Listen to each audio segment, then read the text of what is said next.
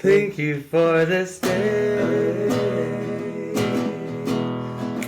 Thank you for this moment. For the gifts you bring. Thank you for the gifts you bring.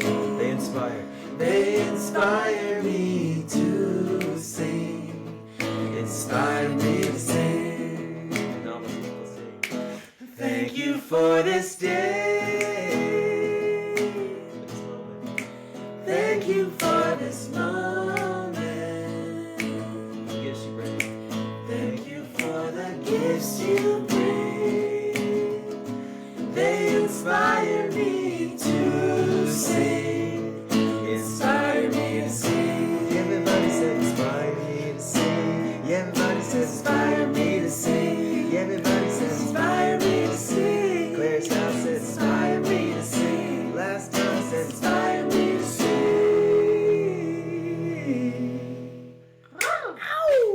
Well, thank you both so much for blessing up this space with your music, your artistry. Thank you everyone for tuning in, singing that song with us, carrying the prayer with us. So thank you for this day.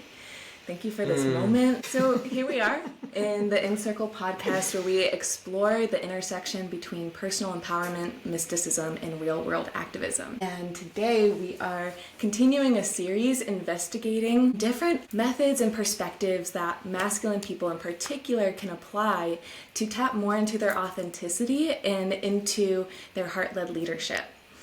So I am so blessed and grateful to have you both examples here with us. Max Ribner and Ian Love, both incredible musicians in their own rights, as you have probably already been able to tell. I recently caught the first show of mine where I saw you both together play, the Resilient Being show at the Jackson Well Springs in Ashland. And it's a different musical experience. It's blending aspects, inspiration from song circle, communal singing. A lot of it is like taking inspiration from, I feel like, singing around a fire. Ancestors all sang around fires at some point. And so I feel like the music is the fire and we circle up around it. Right, you had the grand piano in the middle and then all the audience, who's not really an audience, like they're participating too. Yeah, they're in the band. Right, all circled on every side.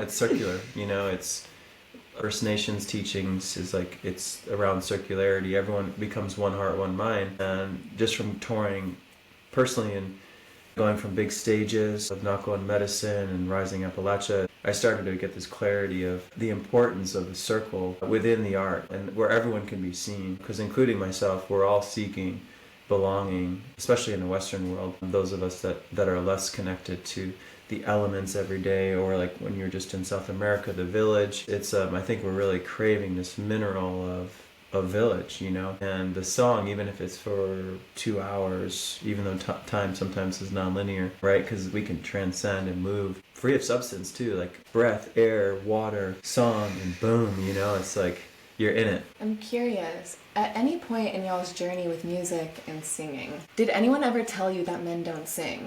And whether or not that was said to you at one point, how did you overcome and actually free your voice? Yeah, I think I've been super blessed because my parents are musicians. So I grew up with that, and kind of it's always been within me. I remember singing when I was like 3 years old. I actually remember like in preschool, like circling people up and singing together. Really? And like, I want to sing this song. And like, I have this memory, being 3 or 4 years old doing that. But yeah, definitely, you know, as we move through, as we grow older and the patterns and programs of society are imposed upon us, it's like a journey of the heart. Definitely have felt moments of being self-conscious singing in a masculine circle, masculine group. But then it's a practice of just returning to my heart And I'm switching from the performative mindset to I'm just singing for my own medicine. I'm singing my own heart song for my own body and mind. And I think that's what people resonate with the most when we're in our own channel. And then that maybe gives people other permission to open up their voice too.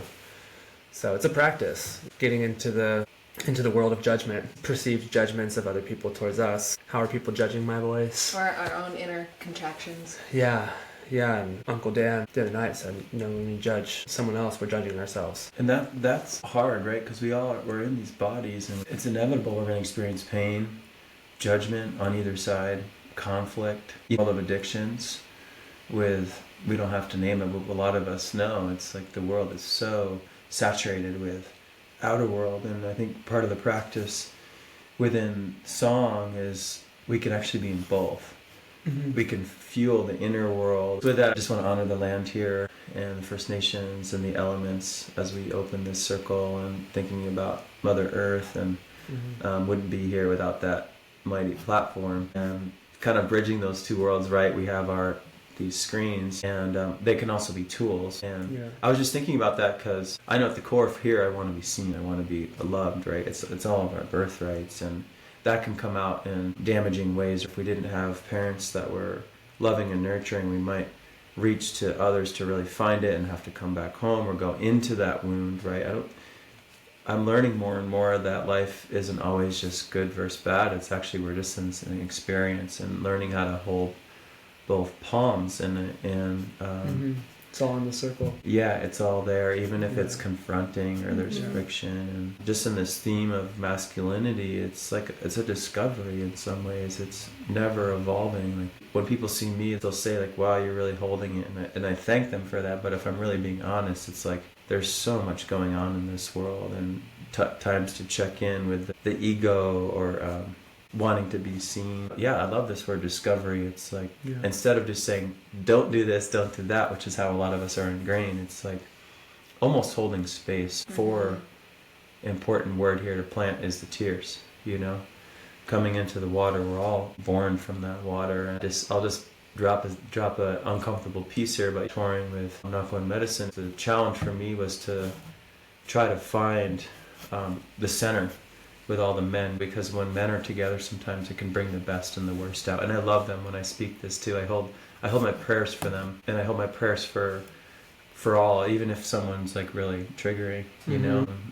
And I think a big piece that I just wanted to mention is like tears and discovery, and that we can't force anyone to crack open. It sometimes takes loss. Yeah, the tears guide us back to the heart. You were mentioning like grief is love. We grieve because we love. Even for me, I feel like I'm pretty in touch with my emotions, and I was raised in a way probably with more resources than most to be with my emotions. I'm spending a lot of time with my mother and my sisters in my upbringing, so having a lot of feminine influence. But even for me, who's in touch with my emotions and actively trying to be aware, observe my emotions, there's still that masculine shell, I feel. That's the imposition from society of like, we have to be strong. A higher form of masculine embodiment is being in touch with our emotions, is being receptive, is integrating some feminine principles so we can be strong pillars, so we can be strong.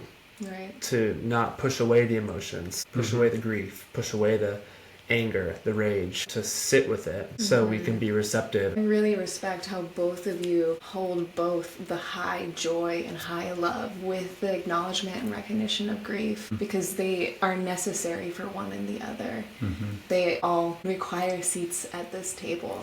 And I really appreciate how at the Resilient Beings shows that you both speak to that openly and acknowledge that. And something that I observe, not just with men, but also with women and all beings in our Western American culture, is like there's that numbing and suppression of, I don't have the resources to address my emotions or know how to navigate them, or it's explosive, like an uncontrollable volcano that, again, I don't have the tools or resources to understand them, so I'm just going to blow up. And I'm curious, are there any particular tools that, for men in particular, that may be feeling some of that shell? What's a little crack that we can offer that shell? Well, song is one. Showing up to the song. Also, I think just an important piece I wanted to share here is that everything that I'm sharing is coming from a white male perspective. So I think I just wanted to mention that if I was in a different bodysuit, my journey and words might change. With the North Star of hope and faith that we can come into a next wave of healthy planet, healthy beings. What we see as a strong male cracks open it.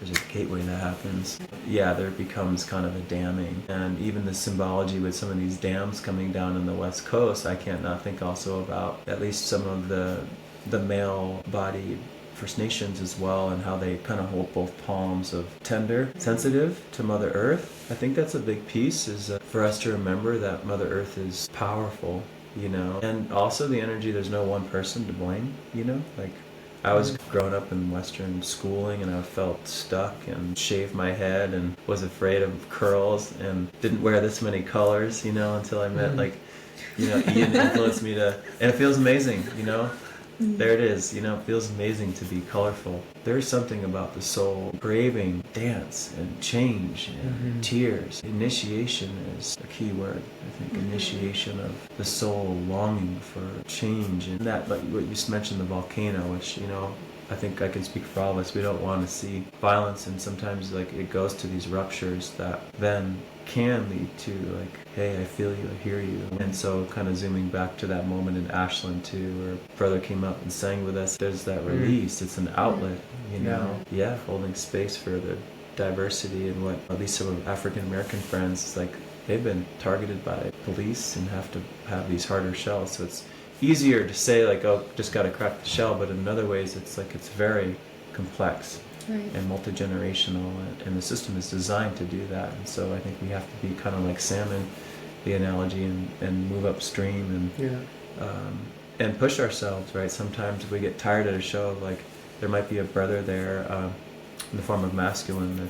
We have to kind of push sometimes if we feel the call to hold that space, or vice versa, we're in it. You said during the show, Max, I remember that receptivity, or being able to receive, is one of the hardest medicines, and that really stuck with me. It also reminds me of Ian and I have had extended conversations about the grandiose terminology of the Great Awakening and exploring more the tonality of the Great Softening to receive.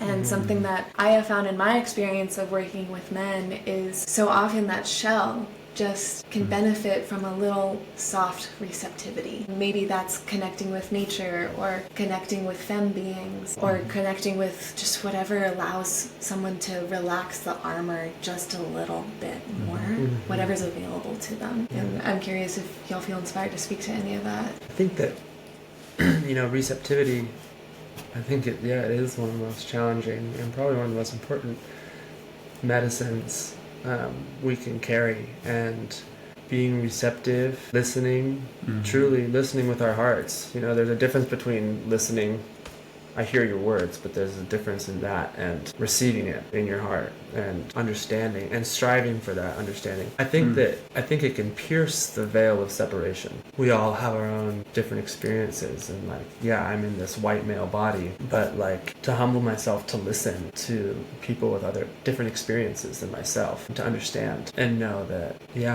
I think it's one of the most important things we can do in this time. I think for men out there, the more we can normalize sharing our feelings, we don't have to hold it all. We don't have to hold it on our own. I think a lot of us male bodies, we have this subconscious programming of we need to be tough, we need to hold this. But the more, we can normalize, just saying to a friend, hey man, I'm feeling this kind of way. I'm feeling angry, or I'm feeling stressed, I'm feeling anxious, I'm feeling sad. Be confused, and the more we can just hold that. I think a lot of times we don't need answers, suggestions. We don't need someone to tell us what to do. We just want to be witnessed. We just want to feel seen. We have to reteach ourselves these resources because we weren't taught this in school. It can help just be hey man, can I express something to you? I don't need you to say anything. I don't want feedback. Or maybe you do, but expressing that clarity. Can you just hear me out? Right. And then learning the tools to just hold it. Because it's a really powerful thing I've observed in my journey with learning how to be a better listener. When we can just hear someone, you know, someone's like feeling this fire, it's really magical when someone's like has something to express, whether it be like grief or they're like even angry or upset, you know, to just hold it, not say anything, just make them feel heard, and then feeling through listening that fire become more centered through listening. If there's a back and forth, if you're trying to give them feedback or give them answers, it can almost fuel their fire more. But if someone's got that fire and just holding it, holding that center, and then feeling that kind of center. Kind of like the elements. They're not saying do this, do that, but they give you hints. Yeah. You know, you're home. Yeah. You're home. Yeah. Yeah. Helping each other build these skills. What about kind of from your perspective to what evoked you to bring us here, or even just something that's raw? Like I'm totally projecting, but I'm empathizing that a lot of femme-bodied or might be still really pissed, or there's a lot there. Like I think if we really get to the raw element. Yeah, thank you for that. I felt inspired to initiate these conversations with masculine people in particular because I got exhausted, not only personally, but also with my feminine network of hearing over and over again, where are the good men?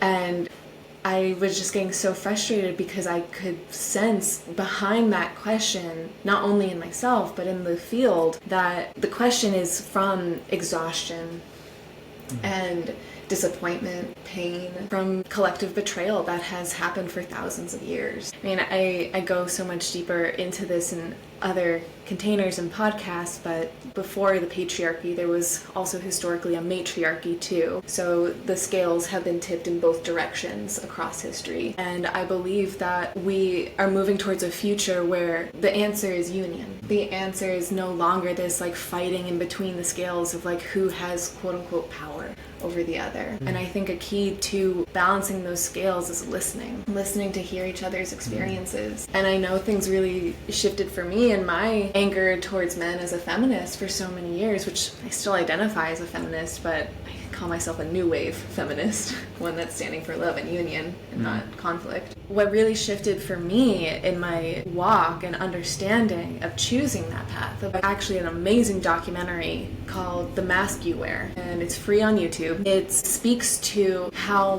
boys, especially in America, are conditioned to wear a mask and to suppress their emotions. You know, they can't cry, don't be wussy, you know, or whatever the term might be that's really derogatory. It really showed me and opened up a next level of compassion and understanding where I and other women have otherwise been hardened to not give men a chance to be heard and why they may behave the way they do completely unconsciously. And then women are then programmed culturally to respond in a way that feeds it, like a feedback loop.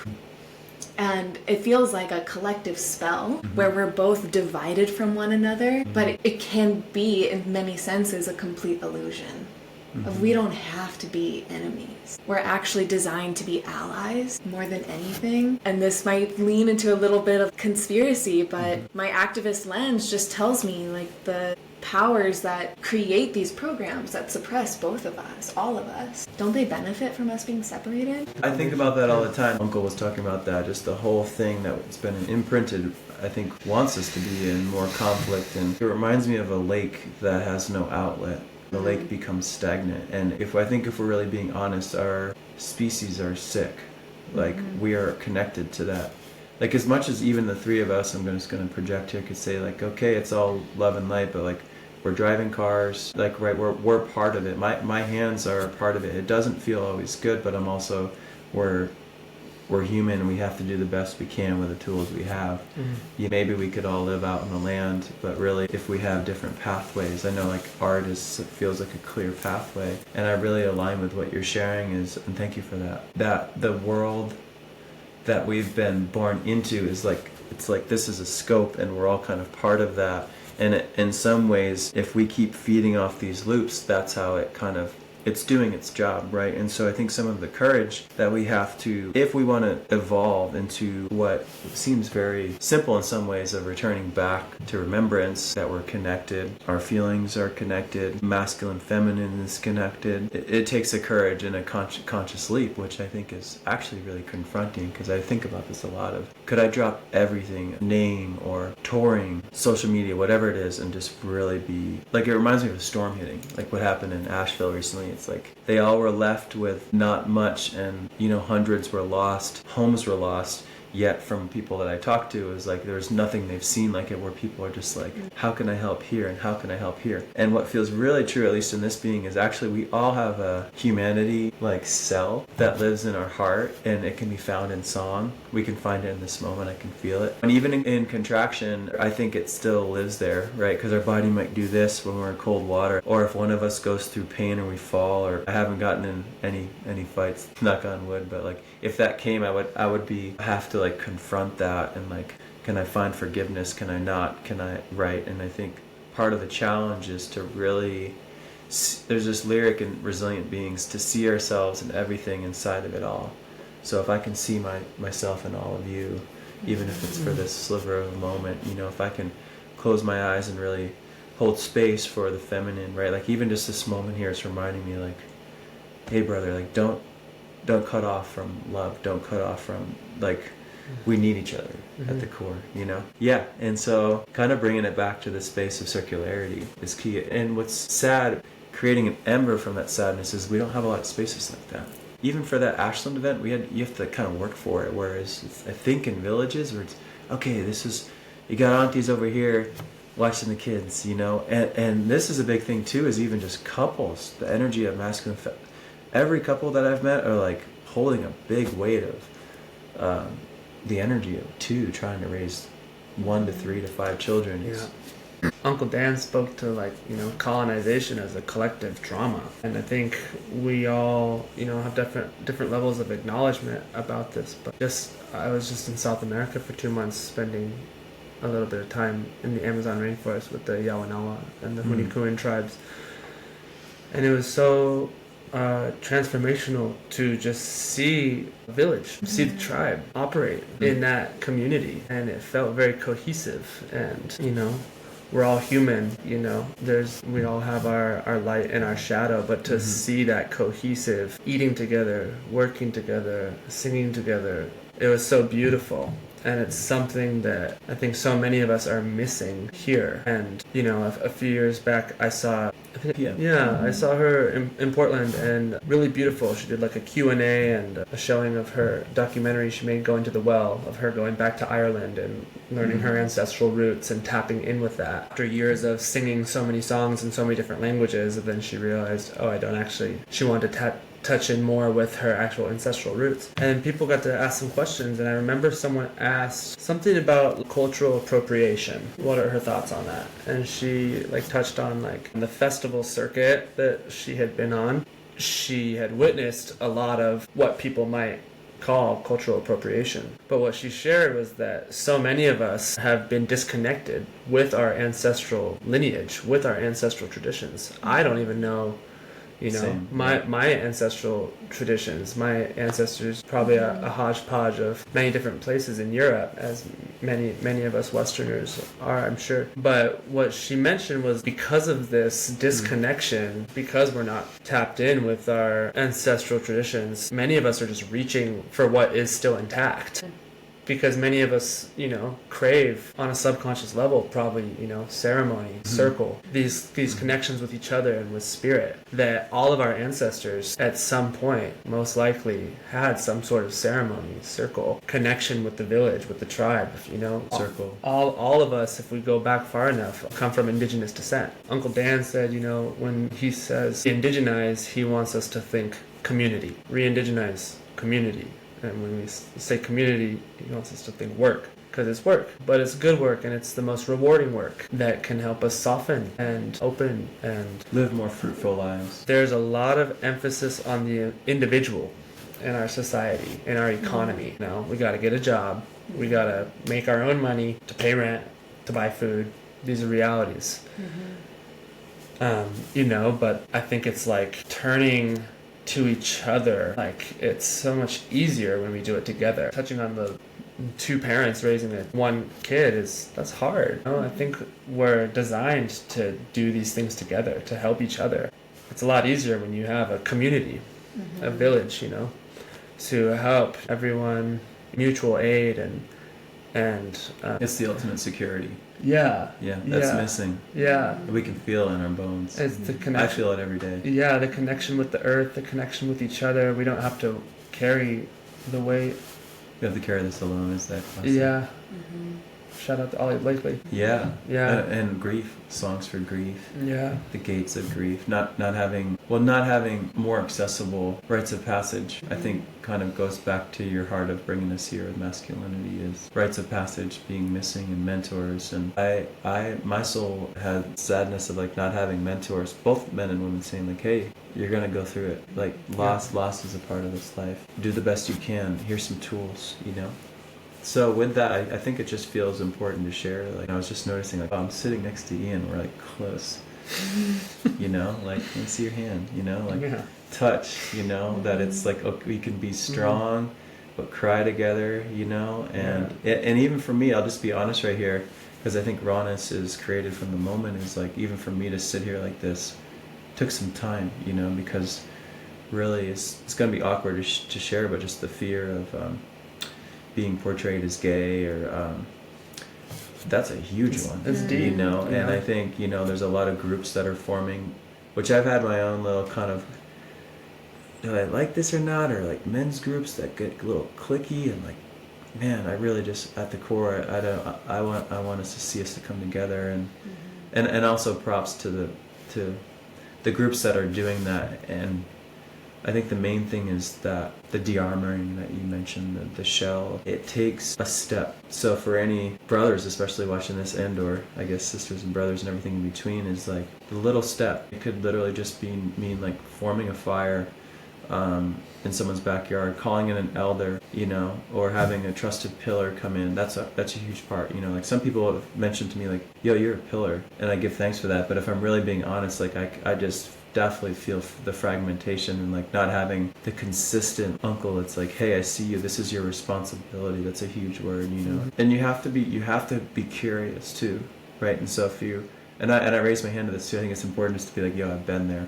It is to, if you find someone outside of yourself that's like resistant or in that place, it's like sometimes they need that nudge, or it's like something's going to happen to them that's like, damn, it could be near death or loss, or it could just be like every show I say, every experience that I help steward, I say anyone suffering from addictions, you can come home through these songs, and even if that is like one person. I really witnessed you facilitating that in the Resilient Beings show. And what I saw was not only was the structure just so well prepared that held us all in the container, but then it was like you were the conductor of an orchestra and invoking the coming home for each of us, and like just pulling it out through your weaving of the songs and the spoken word of the meaning behind the songs. And there's a balance of being an orchestra facilitator in a sense of listening, also that receptivity and attuning to what's alive in the crowd right now. And the way you knew to pull some people up to sing too is a key of that intuitive listening. And I really honored that. I feel like that's an element of leadership that we don't have a lot of models or examples of. Usually when we think of leadership, it's like loud, lion, arrogance. Right. Yeah. Versus the balance of inner union, of the bold stance of I'm leading this orchestra and I'm also listening and receptive to this constellation of this group of people, this community on experience. This is kind of a cool response and melody.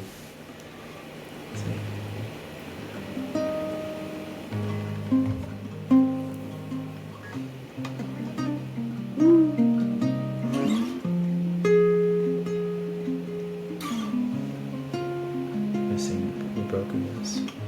Brokenness leads to wholeness, leads to picking up ourselves.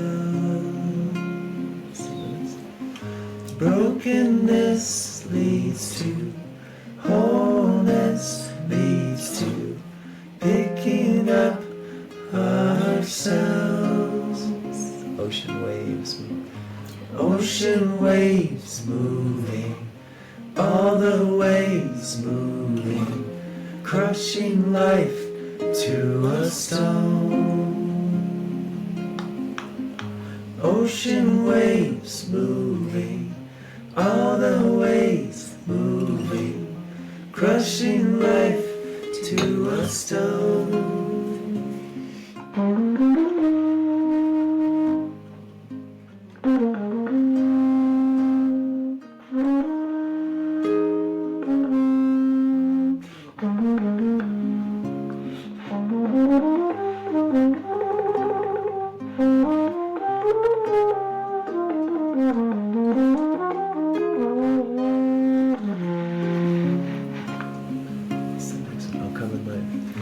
Come in life, welcome.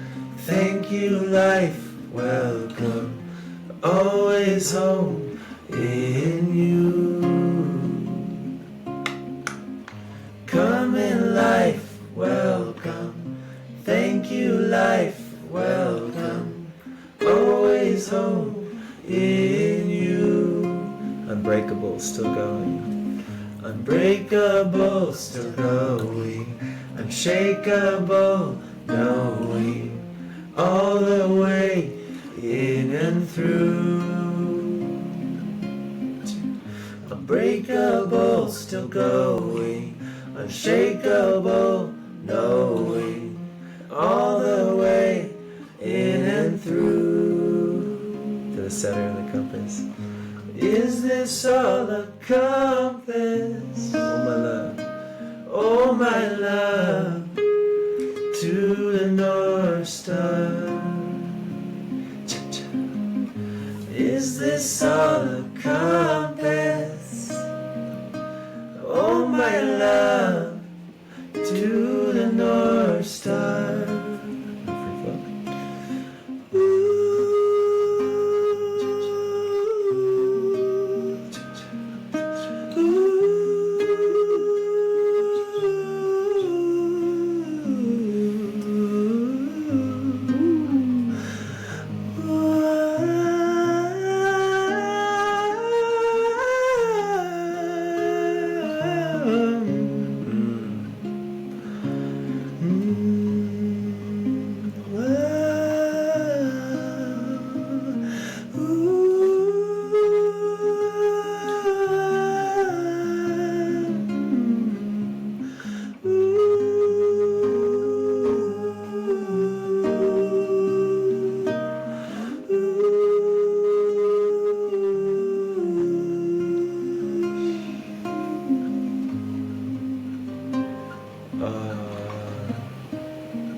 That might have to be its own video. Can we feel that?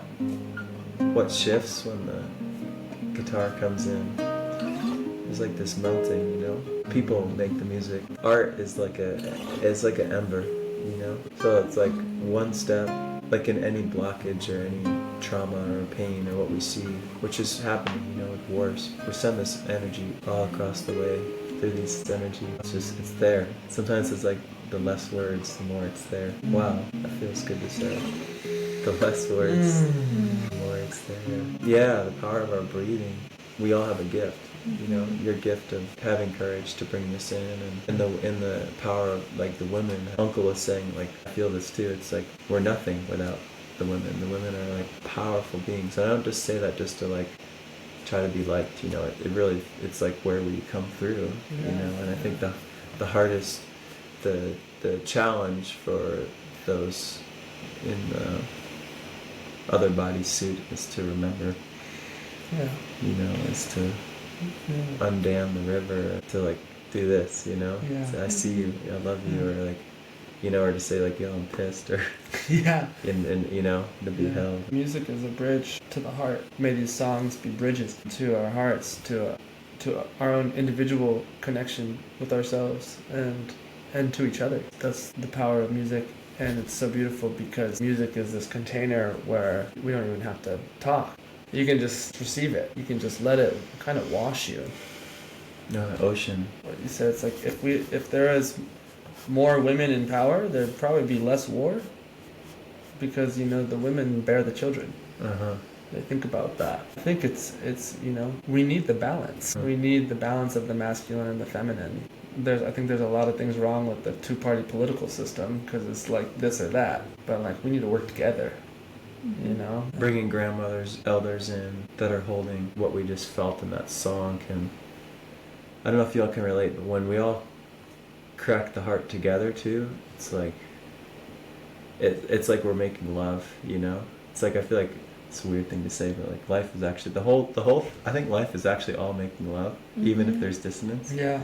So as weird as someone might be, right, that here comes another vulnerable thing, but like sexuality has been so distorted. I've been, the last 4 years, really pulling my energy back, going through heartbreak and loss and ancestral loss. But still, even after those 4 years, I like totally raised my hand to still feeling that internal severance. You know, being cut when I was younger, and like, somatically, how much is there, and as an awkward thing to be bringing in here, but I think we're born through sensuality, but in a way of like circularity. I think it's been the biggest challenge here, actually, right? Because, hey, the fridge never responds.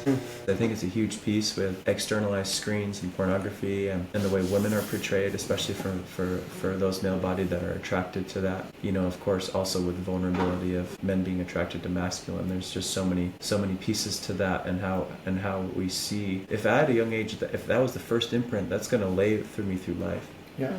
So I think what I'm processing here is that it's confusing to be male and female and everything in this world, you know, and to learn how to like move like this through life without fear of being judged and vice versa, or like. So that's where I think it's not the answer to everything, but I think song is this key where we can kind of soften, and not pushing away love or grief or sexuality, and like learning how to bridge those worlds, which I think is never. I'm so glad you touched on that, because man, one of the most powerful lessons I learned in like high school, I think my senior year, my English teacher, I'm pretty sure this wasn't in the like given curriculum, but he like did a segment on the media in our culture, and he touched on the over-sexualization of women. And I just remember being 18 years old and being like, whoa, dude, like, that's super real. And, you know, something that is not talked about a lot, which, you know, I'm super grateful to have brothers that these discussions have occurred. And, you know, it's like still surface, you know, we're all coping with it. But the over-sexualization of women and the prolific effects of pornography in our culture, especially with the phones and our access to technology, it's really a huge influence on the subconscious mind of men. And it's hard to talk about. There's a lot of shame around it, you know. The reality is it's like super easy to access on our phones, and I think in one form or another, you know, the over-sexualization of women in our media, the pornography, has really shifted the subconscious mind of men in our culture, especially, you know, in American culture. Yeah, you know, myself included. And it's shameful to talk about. But that's where it's like the power of our mind, like we have the choice of how we view things. And it's kind of like this decolonization of my mind. It's like, okay, I'm here now, having grown up in this culture, but I have a choice of how I want to view women. And sexual energy is also something that I think is kind of taboo, but the more we can talk about it with different people, with men and women and everything in between, and sexual energy is creative energy, you know. I've talked to you about it just as a really dear sister in my life of like, yeah, I'm feeling this really intense sexual energy in moments when I've been practicing celibacy, just feeling this intense, and you shared with me this kind of meditation of circulating that energy from our sexual organ region and circulating that to our crown, or trying to channel it in different ways. Cold water. Yeah. Moving it. Right, because primal hunting's been cut off too. Yeah, but it's also like, you know, our sexuality and sensuality it's part of who we are as humans. But I think, yeah, coming back to the power of receptivity and listening, and I've been really focusing on the power of just sisterhood and like building that foundation with the sisters in my life. And like, humans are beautiful. I'm such a huge believer in humans, and I love humans, and I love stoking out my friends for their inner and outer beauty, uplifting each other in that way. It's a conscious choice, you know. We're not taught these things. We're not taught how to Ritual. Yeah, Mother Earth connection. Yeah, like there's a lot of examples in the media of like movies of men just hitting on women and that kind of objectification. Trash talking, yeah. Yeah, but thinking that sisterhood and that brotherhood, we're all family here. And I think that anchoring into that friendship and listening, you know, listening what women have to say and taking that into our hearts will ultimately be a foundation for a stronger relationship if it's going to evolve into that. I appreciate y'all weaving this in. There's another podcast that I have out that's kind of a rant from me about how porn perpetuates a gender divide, and there's a lot of breakdowns in there. But what I'm hearing in this moment as a nice synthesis is I speak often to the difference between consuming and communing. And I feel like Uncle Dan, the Indigenous elder, spoke to this the other night a bit with our addictions to colonization in so many different forms. And what I see is when men, in particular, just masculine people or anyone, are over-sexualizing others, it's an extractive energy to like build the like empty void inside of ourselves of love that we can source in a more healthy way, but we don't know how. So we're extracting and hooking and seeking to fill that void, and we only know how to do that through examples such as porn, which then tells us, oh, this other human is consumable. I can just consume them, control them, manipulate them to fill my own void. Whereas the other pathway that's available to us is the communion of hi, human to human, hi, from our hearts. Who are you? Who am I? Who are we when we create together? What does that organically look like? What's here? And that can also evolve into the richness and receptivity of art, music, prayer, being in our hearts. Porn style sex is demonstrated of that consumption quick fix versus a more heart-centered route of, hi, let's connect and love, you know? And we can take that communion approach, not just with our intimate relationships, but with all of life, like you said. Life is embedded with eros of beauty that was birthed from this holy union of Holy Father, Holy Mother. And we're living examples of it. And through the art is an expression of that in one of the most subtle but also provoking languages of music. I think part of the challenge here is how to not push away, but then also feel, and then move from that. And I think another key piece I'm hearing here is communication, is to be able to speaking to a brother like, hey, I'm feeling this, or I'm feeling angry, or it's just like, or also just honoring too an attraction to the same, right? Unshaming that piece too of like, someone could be mirroring something that the word mirror is like, oh, maybe there's something in self that I'm also attracted to that this person is illuminating, right? Because I think there's a thing where like, oh, this person has it all, they're my everything. You know, I love my previous partner, I still do. I thank her every day. And when I went through that loss, in my mind, I lost the love because I was freaking broken. You know, in brokenness, there's that lyric, leads to wholeness. We're uncovering a lot of ancestral grief. Hubel talks about this, like if a whole generation in Germany doesn't talk about the Holocaust, that whole generation actually might feel this kind of fragmentation. Again, same thing with sexuality, with numbing, colonization, or Ale Blakely. I'm thinking about the work the service that she's doing with Lawrence Cole, bringing in grief ceremonies. If you listen to Whale's Songs for Grief, it's really beautiful. It's also, on a personal note, like I got to help arrange for it. Back to that line that came through in one of her songs, we don't have to carry this all alone, right? And so really finding alchemy within the shame, which for me is feeling the heck out of shame, and like going into that last thread and almost giving up on life, and like having a different compassion for people that are suicidal and having compassion for people on the street and feeling right for humanity. We're not alone. We say it thousands of times. Yeah, I feel that deeply too in my lineage, like the thinking about my ancestors. And for me, my connection with my ancestors has been an obscure thing because I'm not exactly sure where they came from. If I go far enough back, I feel that pagan influence back there, but then also like in the most immediate history, I feel on my father's side, definitely probably some racism there and colonization, and Same. I'm the first man in at least 3 generations on my father's side to not be in the United States military. And like bless my father and his journey with that in the Marines. But I feel like myself and so many of us in this generation, we're reaching this point where many aspects of our culture are not resonant with our hearts. And that's probably why we're having conversations like this, because we're hitting this point where it's like, okay, it's not working. These thoughts and these judgments and these fears are not efficient to embody the frequency that we want to embody in our hearts. Like our heart knows.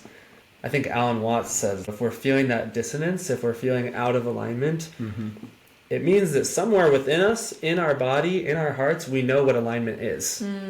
Somewhere deep in there. Somewhere in there. It means that somewhere within our system, we know that North Star. We know where it is. We just have to maybe slow down, talk about it with each other, but go on a walk. Yeah. So I feel like, a lot of us are here, we're breaking chains. We're breaking chains of old ways. It's just very uncomfortable. Yeah. Uncomfortable is like a path forward. Yeah. Ain't that a weird thing to say? Yeah, it's like pushing our comfort zone. Yeah. And like, we have our comforts, our center, and we break through our comfort zones, we push our edges, and then all of a sudden our comfort zone is a little expanded. And it's kind of this like deconstruction of our comfort zone, and then it reassembles into a larger circle.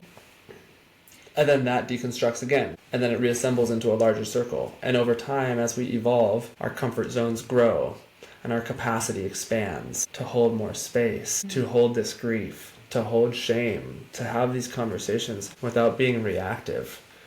Right. To piggyback, one way I think of that is the obstacle that's on the path in the way is the way.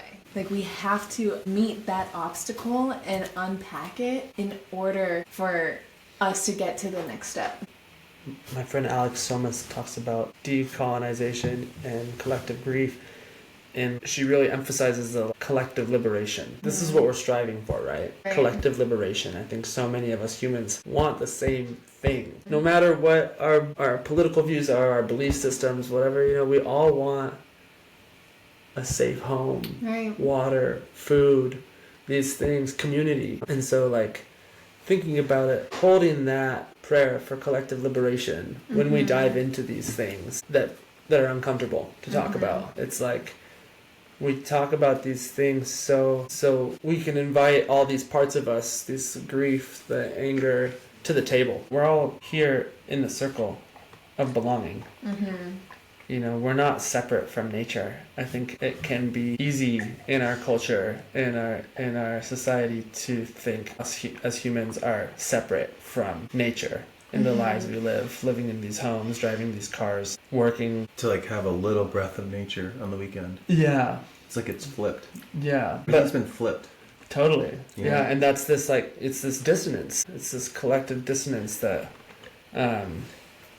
we're kind of put into these boxes with, the nature of our economy and the fact that we have to buy food, we have to pay bills. And, that's this like collective trauma of colonization. At one point, all of our ancestors had a relationship with food and water and fire and like, And people. Yeah. Yeah. That's my people. Community. That's the deepest security I think that there can be is the power of the people and the trust within yourself. Trust is a huge word, I think. Funny thing to speak here, but like any like on the conversation of masculinity, any dude's just like, where do we start? I can't even address that colorful. I think a place to start is just going on a walk, Yeah, seriously, like going on a walk and calling a brother. You don't have like, it doesn't have to look like a certain thing. You don't have to look like, you know what I mean? It can literally just mean like showing up. Yeah. Going on a walk. I believe community is a basic human need. We need each other. We're not designed to do this alone. You look at history and we're communal beings, animals. I appreciate that invitation, because with our collective landscape right now, we're surrounded by so much chaos that I feel like a lot of folks can get decision overwhelm, or just overwhelm in general, of the whole world needs to restart, and feeling that intensity of how much work there is to do. But I appreciate the invitation of sometimes the work is really just taking the walk. It's the little things of touching in with a friend, a beloved, of, hey, how is your heart? Mm-hmm. How have you been? It's a wild world out there. I got you if you need a listening ear. Yeah, and humbling ourselves, having the humility to take a walk and listen. And to know when we need that. Yeah, and to tune into ourselves, which can be easier said than done. You know, when many of us are working 9 to 5, raising a kiddo, doing all these things, it keeps us busy. Mm. You can feel the weight. Yeah. And it's a lot of parents that are just hungry for support. The village. Which change. Is why, many hands make for light work. Everything we speak here, I think, is a mirror. It's a mirror for me, too. How can I show up more? How can I show up in a good way? Keep going is the one phrase that kept me going the last 4 years. Just keep going. Breathe through this. It can be overwhelming to look at the big scope of the world, the state of the world. So many of us feeling this call to change and wanting to make change and take action and honoring all that we have on our plate. Right now, for me, it's very overwhelming and daunting to think about change on a grand scale. But I think the most tangible course of action for our nervous systems and in general is local communities. The more we can anchor in our local communities and weaving this web of local communities. In the Pacific Northwest, I feel so blessed. The beauty of traveling with music is getting to witness and experience all these beautiful local communities in Southern Oregon, Eugene, Bend, Portland, Seattle, Port Townsend, Bellingham, and all these beautiful communities that the more we nurture it, the more, we all connect and we can converge, anchoring into our local communities, into our community resilience. I feel like is one of the most important things we can do, and teach each other and help each other remember this sense of family, of community. And through that, when we support each other, it lightens all of our loads. Mm-hmm. And then we can take action from a resourced place and not burn out when we take action for change. And I'm feeling inspired to add to that for anyone listening who feels this pulse of integrating with community more, but they might be feeling shy. They're like, there's this community event going on, this really awesome Resilient Being show, but I don't know anyone there. Something that I really want to encourage is taking even that brave step just to get through the door is all you need. And so often in these spaces where people are actively cultivating community and they share these same intentions of retemplating the village and rebuilding the heart-centered connections that we all know our world needs, as we've expanded upon in this conversation, I cannot emphasize enough the amount of inclusion and belonging that people just get showered with, in my experience, when we enter into these spaces, these community-centered spaces of people who are walking and choosing this path in a good way. So even if you're shy, even if you've never been to a community song experience or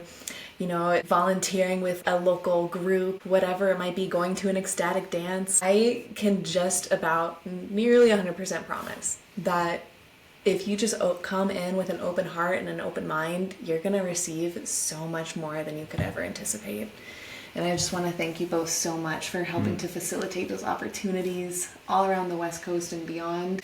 Yeah, I just look so forward to all the more little circle community fractals that we're building and weaving together and pollinating this prayer of remembering community and remembering joy and resilience through song. And I just want to give so much thanks to you both for taking the initiative and leaning into it to hold that torch. And I want to throw in this one more thing, but in the Resilient Being show, I felt when I was closing my eyes listening to your beautiful trumpet, I felt this sensation and connection to the symbol of the angel's trumpet. And it felt like your trumpet, your call to all of us to be bold, to be loud, and stand strong in our prayer. It felt like it was this angel's trumpet calling out all of our angelic versions to come out too. Like invoking the army of angels, the army of love. And it touched me so deep. Calling us in. So just thank you both for making the call happen. Thank you, Claire. Yeah, thank you too, and to the other women too, that the seen and unseen that show up for us. They say that behind every strong vision, or even a brother, is many strong women, and I really feel that, including yourself and many others that have come before and that to come. So it definitely feels good to share that we need each other, and I think in that the power of holding vision takes that kind of arrow, but with that, what Uncle was saying, the power of the circle and the bowl. So thanks for the unseen too, because sometimes we can get recognized and those pieces don't get recognized. So definitely see you in that, and also the other sisters as well. Thank you for holding us up. Wouldn't be here without you. Well, I'll certainly add links in the description for folks to learn about upcoming shows, and I know y'all have amazing albums coming out. Oh yeah, I'm working on Resilient Beings community album, and it's 60 of us in Appalachia walk through a doorway to record. I got a clear message to record with the people. So that's going to come out this year in spring and summer, so stay tuned. For both of us and other artists, definitely any support, investing in the arts, sponsoring, sharing the word, leaning into us, dreamers, ideas, definitely hit us up on social media, because we need you all.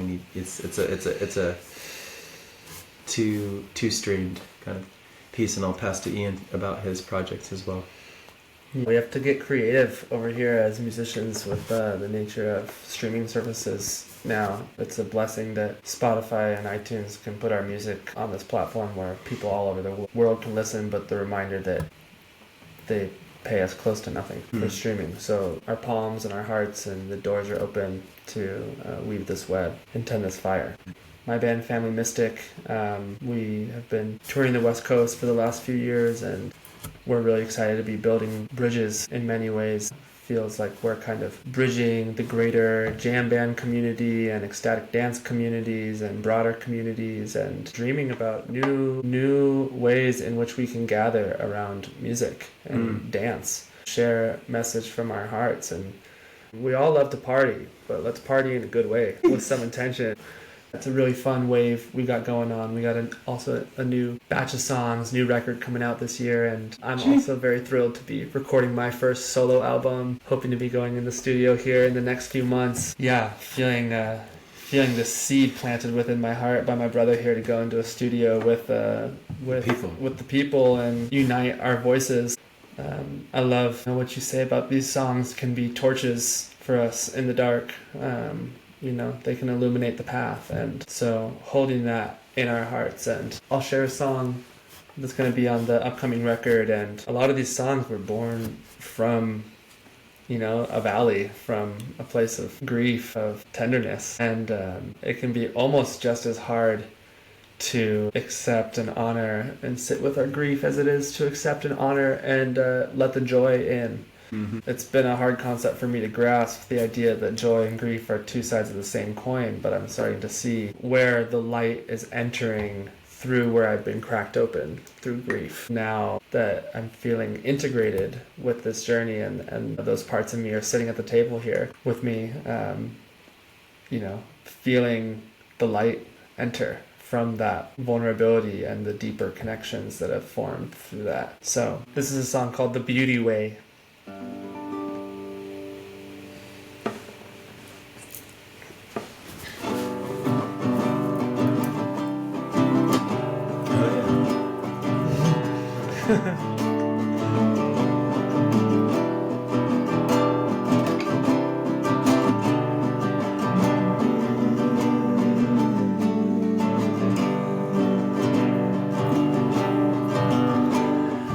We're all connected under the sun, children of the waters where life begun.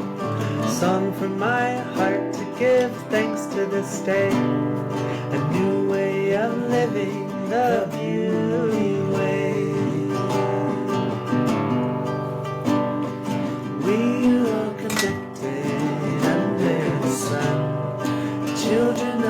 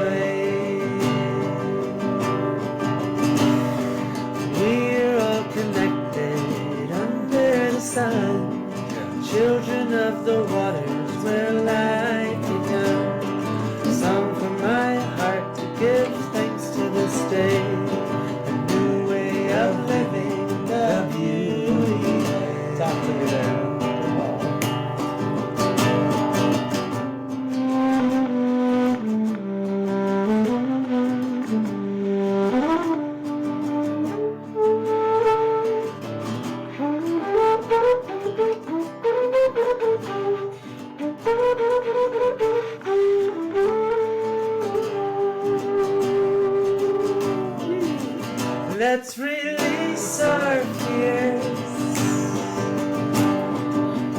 'cause we all belong here.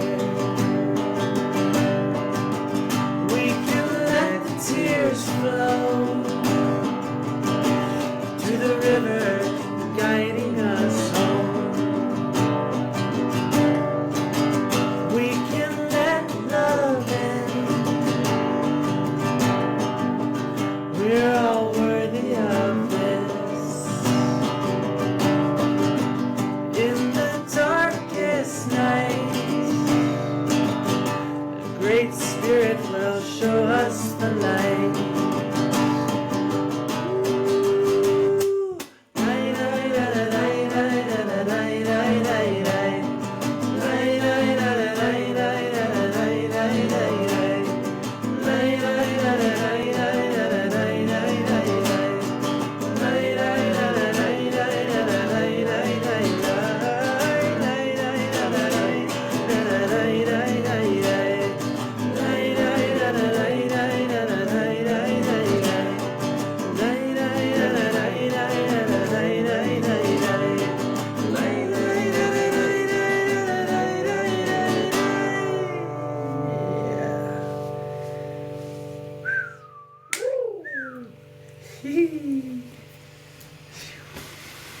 Thank you. Thank you. Mm-hmm. Thank you. Thank you, fam. Thank you for this day. See you all out there in the circle. Yeah.